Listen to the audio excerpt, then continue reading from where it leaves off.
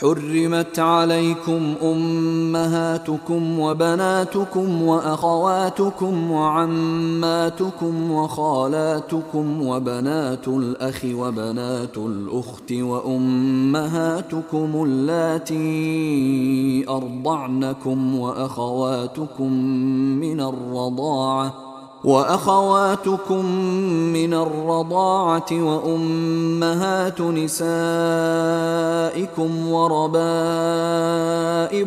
اللاتي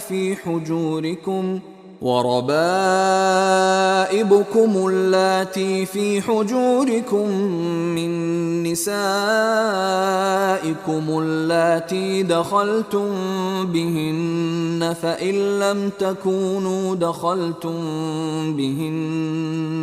فإن لم تكونوا دخلتم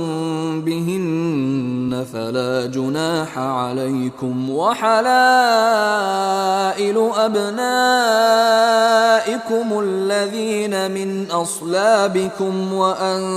تجمعوا بين الأختين إلا ما قد سلف، إن الله كان غفورا رحيما.